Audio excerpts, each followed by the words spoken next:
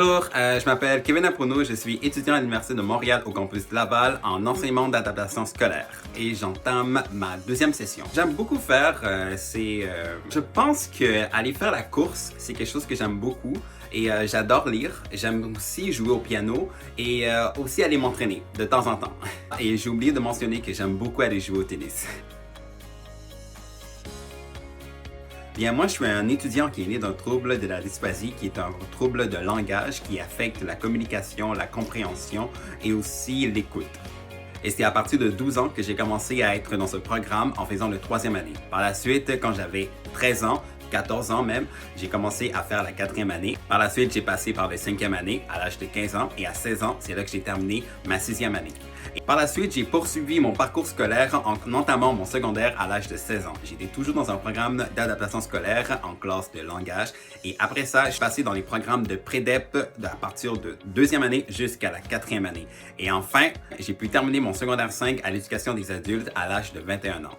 Ce qui a été difficile pour moi durant mon parcours scolaire, c'était le fait que j'étais dans un milieu secondaire et que dans ce milieu-là, je faisais le primaire dans un programme d'adaptation scolaire. Donc, pour moi, c'était vraiment difficile de vouloir comprendre de cela parce que j'étais une personne vraiment sociable qui voulait se faire accepter, qui voulait avoir des amis. Et malheureusement, pour me faire des amis, bien, il fallait que j'invente des histoires. Je racontais à d'autres étudiants que non, j'étais dans un programme de linguistique, j'étais dans un programme de régulier ou j'étais dans un programme d'art dramatique et avec le temps, ça a été difficile pour moi de me faire accepter parce que les autres étudiants voyaient que je mentais. Donc c'était vraiment difficile pour moi de vouloir m'accepter, de vouloir m'intégrer. Donc il fallait que je trouve d'autres méthodes pour vouloir me démarquer et c'est à partir de là que j'ai commencé à participer dans les communautés de la vie étudiante. J'ai commencé à être un étudiant qui voulait s'impliquer dans la communauté de la vie étudiante. Quand j'étais dans le programme de difficultés langagères, j'ai voulu postuler pour être le président dans l'ensemble des programmes d'adaptation scolaire. Je dois vous avouer que j'étais encore immature, mais c'est à partir de ce moment-là que j'ai commencé à développer que j'avais du potentiel pour vouloir influencer les gens. Et après ça, à ma dernière année de secondaire, en adaptation scolaire toujours, c'est là que j'ai postulé pour représenter l'ensemble des étudiants au complet. Par la suite, je me suis inscrit au Cégep de Régional de Lanaudière à l'Assomption pour m'inscrire dans un programme de finance et d'assurance. À l'époque, je pensais que pour moi, la finance, ça m'intéressait, c'était quelque chose qui m'attirait beaucoup. Mais après, j'ai pris le temps de me connaître et je me suis dit que non, peut-être que c'était pas quelque chose qui m'intéresse beaucoup. Moi, je m'intéresse beaucoup à tout ce qui est social, à tout ce qui est le droit, la psychologie. D'où la raison pour laquelle j'ai pris le temps de consulter mon conseil d'orientatrice pour essayer de me chercher un peu. Et c'est là que je suis entré en tremplin deck à ma 2e session pour ensuite m'orienter un petit peu. Et après avoir passé la session de tremplin deck, c'est là que j'ai décidé de vouloir m'intégrer dans le programme de sciences humaines en profil individu, qui est un programme d'où on apprend la psychologie. Pendant que j'étais dans le programme de sciences humaines en profil individu, j'ai décidé de vouloir être transféré au Cégep régional de Lanaudière à Terrebonne. Bien, comme vous le savez, l'Université de Montréal est une des meilleures universités du Canada qui se donne en français. Et à travers de mon programme de la Faculté de l'éducation de l'enseignement en adaptation scolaire, bien, tout d'abord, on commence à présenter la philosophie de l'éducation. Et aussi, on présente d'autres programmes qui expliquent un peu ce qu'est l'adaptation scolaire en tant que telle.